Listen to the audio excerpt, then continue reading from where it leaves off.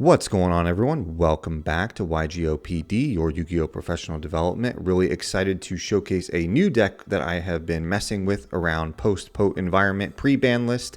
Ideally, not much should change with the ban list happening, but nonetheless, I want to showcase my Salamangreat Adventure Mathmech deck. I've been having such an amazing time learning this, playing this, having fun with it, really getting used to the synergy, the interactions. So I want to just do a little bit of a discussion, showcase the deck, do a combo guide, and then a quick test hand. But of course, before we do that, we'll do a shout out to our new subs of the channel, Ryu, Nightwing, Nitro, Nixo, and Ren. Thank you all so much for joining the channel. If you are interested and enjoy the content here, please consider subscribing. It really does help the channel. And with all that said, let's not waste any more time and go ahead and hop straight into the deck profile. Okay, we'll go ahead and hop into the main deck, and we'll just do it by package. We will start with the Salamangreat package. For the Salad Monsters, we're going to run 2 level 3s and 2 level 4s here. We have 1 Gazelle and 1 Spinny. These are our main facilitators here. Spinny is just a nice extra name to have. It's not needed, but it does come up enough that I like the free extender that Spinny is. And that's it just for the level 3s. And then the level 4s, we play 1 Falco and 1 Jack Jaguar. This is all you need. This is a secondary engine. You essentially climb into the Salad package after you've done full math combo. So you don't really need a lot. And worst case, if you do see it, it still helps you set up negates like Roar, Disruption like Rage. So it's still really, really good nonetheless. Onto the Salamangreat spells. We play 3 Salamangreat Circle. This is probably pretty straightforward, but it just gets you any Salad name, really insane consistency card, and is just something I have never realized how much I enjoyed having until it came back to 3. So, and then the last spell is just 1 Salamangreat Sanctuary, and then of course the 1 Salamangreat Roar and the 1 Salamangreat Rage to round off the Salad package. And then for the generic Cyburst kind of support piece, we are playing 3 4-Mud Skipper and 2 Parallel Exceed. If you are unfamiliar with 4-Mud Skipper, it basically just says that if it's linked away, you can then add a Salamangreat, it's still in my brain. You can add a level 5 or higher Cybers from your deck to your hand. So this just facilitates a 1-card Parallel Exceed, which can essentially get your Mathmech combo online. This card does a hard carry for the deck. I will showcase a combo at the end of the video, but that is it for the Salad engine as well as the generic Cyburst piece. Now I will go ahead and showcase the secondary engine, which is our adventure line. It is a little bit smaller because I wanted to keep this at a clean 40 cards, and I've gotten sick of opening multiple Brave adventure cards all the time. I still see it a lot. I might just cut this entirely. You don't have to keep this. You can obviously cut this for extenders, tactics, hand traps, whatever you want. So just know that these slots are open, but resolving Signet Mining by discarding Enchantress does feel like an auto win. So, but we do play 2 Enchantress, 2 Right, and the 1 Foolish Burial. These are our 5 starters that get you that Omni Negate for Griffin to insulate your plays. And then we play obviously the 1 Fateful, the 1 Draco back, and the 1 Griffin. A little bit more concise of an adventure package. So. Now the mainstay of the show here is our Mathmech engine. So starting off, I wanted to include this with the math just because you're primarily getting circular with Signet Mining. But again, 3 Signet Mining gets you anything you want. Skipper, Gazelle, you know, it really gives you anything. It's an amazing starter for this deck. So, and then of course, this deck would not be possible without Circular. This is the most insane support card I have ever read. It just does so much by itself, getting you an Omni Negate with a Trish on the following turn, or just doing the full access code line with the trap as the follow-up going second. This just hard carries. It's insane. 1 Sigma, this is the necessary extender that makes Circular the 1-card combo that it is. 1 Subtraction and 1 Addition. I just like the additional names of 1 apiece. Also, the level 4 Fire name does come up a bit, helping to both climb into the links for the Salamangreat package, and then obviously make the rank 4 pieces for Mathmech, and the obligatory 1 Diameter for the negate to be given to either Alambertian or Laplacian. You don't have to play this, but I think as long as you have the space, playing the card for the Omni Negate is nice. You don't play many normal summons in this deck outside of 4-Mud Skipper. Most everything else is special summoning itself. So if you don't see the Brave, this is still a good normal summon follow-up as well. And then rounding out the engine is just the 1 Factorial, which is lets you win the game. Essentially, resolving that card is an auto win. And then the last few slots of the deck are just hand traps / more so board breakers, because this deck it does a really good job playing through hand traps. It does a pretty good job going first or second with the utilities at its disposal. So you really just needed some blowout cards. So that just comes in the form of 3 Forbidden Droplet and 2 Dark Ruler No More, and 1 Called by the Grave. You could play 3 Dark Ruler if you want. I kind of got sick of opening multiples of Dark Ruler, especially going first. So just having a little bit of diversity with Called by helps. But again, if you want more hand traps or you want to go the full board breaker route, you can obviously cut or change the adventure package. It's not necessary. But again, I really do like it in here just because adventure, I think, still right now has the most diversity to insulate you both going first or going second. So that is it for the main deck. We have a clean 40 cards here. We'll go ahead and hop into the extra deck. I'll go ahead and start from the highest link and just work our way down. Obviously, we start with the 1 access code to close out games. Then for our link 3s, we play 1 transcode and 1 unicorn. Heat Soul is not needed in this deck. That is not the function of this deck, is to Heat Soul draw into hand traps. If you cut the adventure engine and you don't like the Dark Rulers, maybe you're not a big fan of Droplet and you want a more budget alternative, put in like 13 hand traps, add Heat Soul, you will do just fine. But for now, these are really the only link 3s that you need. For our link 2s, we have the 1 Splash Mage, again, to help you climb into access code. The 1 Update Jammer for access code OTK. The access code OTK in this line just steals games that this deck has no right winning. It's absolutely amazing. It makes the tier grind game absolutely irrelevant when you just clear their board and swing for game. Who cares how many things they add back to fuse for next turn? It just does not matter. And then the 1 IP Masquerena. This is just for the unicorn line and just something really good that this deck can still kind of end on. So we will kind of move into some of the Salad links now, which is just, it's smaller, again, because Salad is not the primary focus here, but we have 2 Sunlight Wolf and 2 Balinks. More or less standard, you're really only going into these twice, both at max, and as long as you're good with resource management with cards like Falco, Jack Jaguar, you can loop these as much as you need. But ideally with, again, cards like the access code line, you shouldn't really need to grind out as much as you think in this deck. And then the last link one is just the 1 Link Spider. It really does help for the Brave line if you really need it and they kind of hand trap you or your hand's awkward and you have like right plus parallel exceed. It does get you somewhere. Nib's not that prevalent anymore, but even with a card like Nibiru, you typically have already resolved all your Mathmech stuff and added the trap. So even if they nib, you already have searched out your full combo pieces as it is, so it won't even matter. And then the Exceeds, we play 2 Alambertian. 2, just because there are times where you get hand trapped mid combo and still to be able to resolve a card like Factorial to summon this with at least just a diameter to give it 1 Omni Negate makes it better than nothing. You don't want to be solely dependent on a 3 material Alambertian or Laplacian, sorry. You just don't. You need to have a secondary option. That's why the second Alambertian's in here. So. And then speaking of Laplacian, we play this guy 1 of here. This is just insane. If it's summoned, you detach up to 3 materials. It non-targeting sends a card on the field that's a monster from your opponent. It sends a spell trap that is from your opponent, both non-targeting, as well as rips a random card out of their hand. So it's basically rips 3, as well as can have an Omni Negate if you have the diameter under it when you summon it.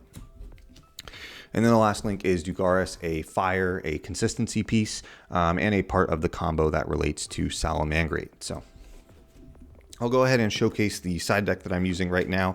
There's a few spicy things in here that I really like right now that I'll go ahead and showcase. But I'll start with the going first pieces for the side, and then I'll transition into the going second pieces. So we have 3-dimensional barrier. Just being able to shut off stuff like Sprite or Tier for the turn is really nice. And then again, access code OTK to steal games. Just be aware that a lot of decks are splashing in things like Brave or Punk still, even in Sprite. So you're going to have to be aware that this may not do as much as you're wanting, since decks can still play around it, maybe do like a Baron or a Synchro line. So My favorite side tech right now that has been amazing is triple Shadow Imprisoning Mirror. You play no darks in this at all, so aside from access code, of course, and IP, but that's not really going to matter because you won't need those if you resolve this. So it's just really insane what this does. It just turns off everything. You know, Jet, I believe, Blue, and Gigantic are all dark. A lot of the tier elements are all dark. So just shutting off the two main meta decks of the format is absolutely nuts. It's just kind of an auto win. So, and then the last two going first cards, again, Floodgates make the game fun, right? 2 anti-spell. You want to resolve some of your spells more, and anti-spell is not great. I'm going to get a lot of flack for that. But again, at least with my luck, I have anti-spell, they already have starter. I have anti-spell, they already have super poly. So it's just kind of a sticky situation. So you don't really need to max out on this. Might even be better playing a card like Judgment for now. So that's the going first piece. For the going second piece, you have 3 evenly matched.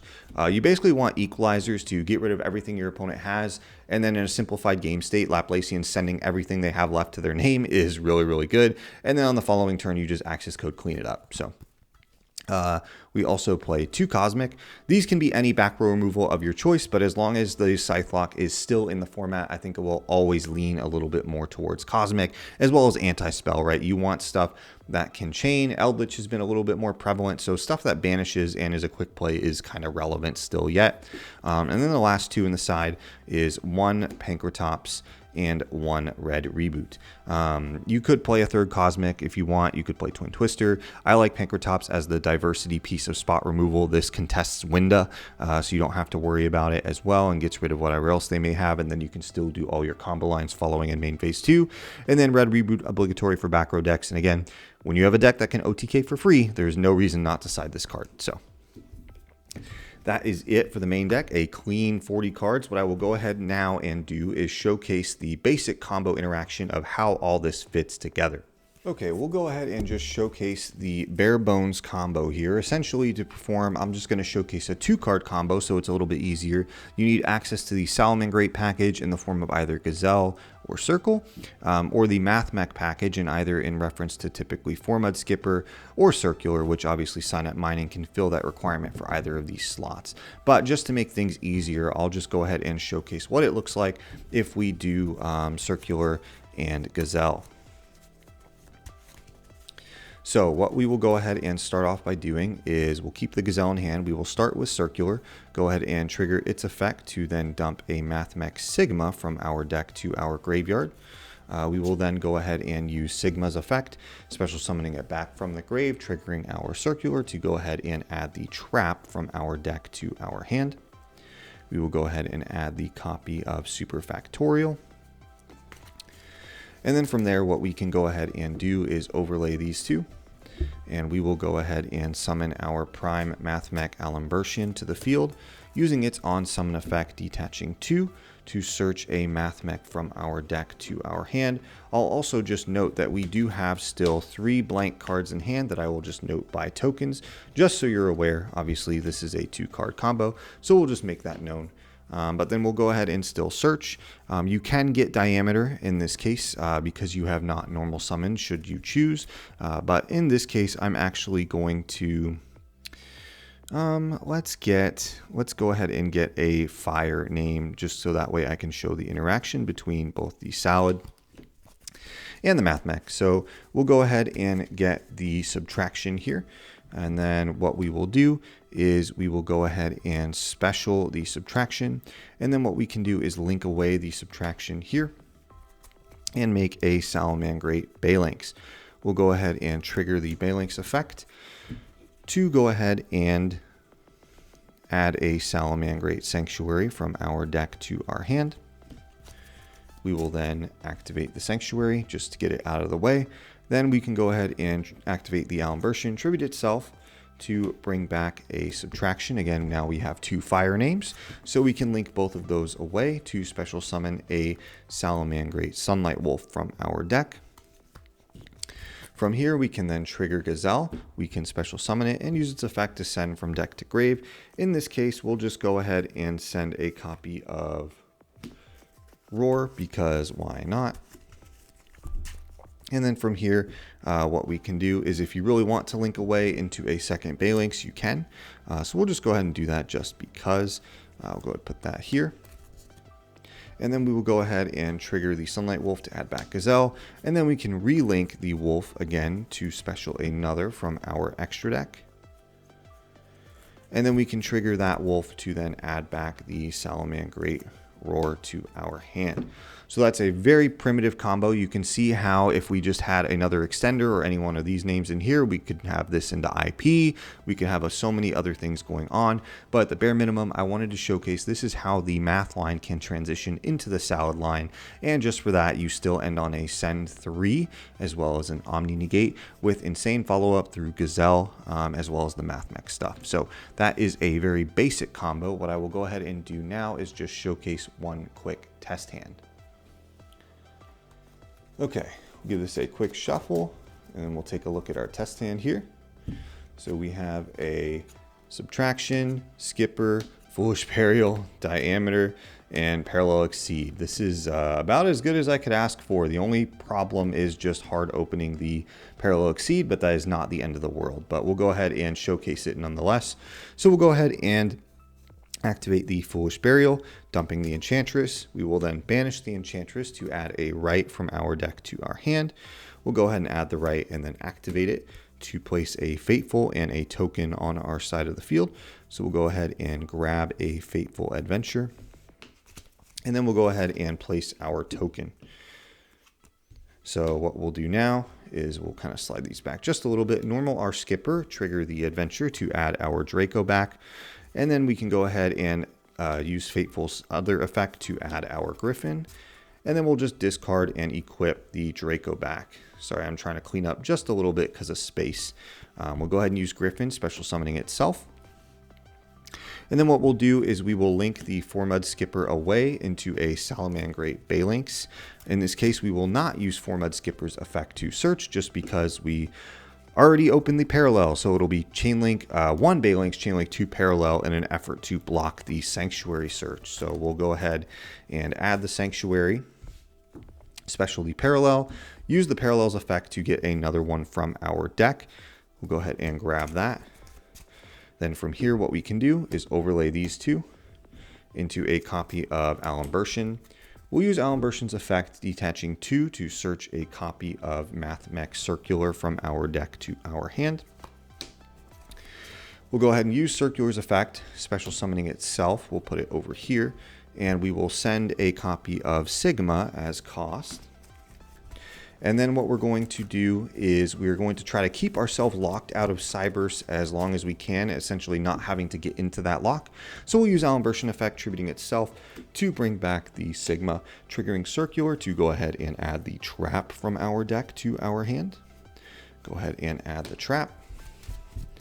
And then from here, what we will do is we will then overlay these two into a copy of Dugaris, because again, we are not locked into Cyberse. We have not used any maths that lock us. Circular is only the attack lock. So go ahead and do Dugaris.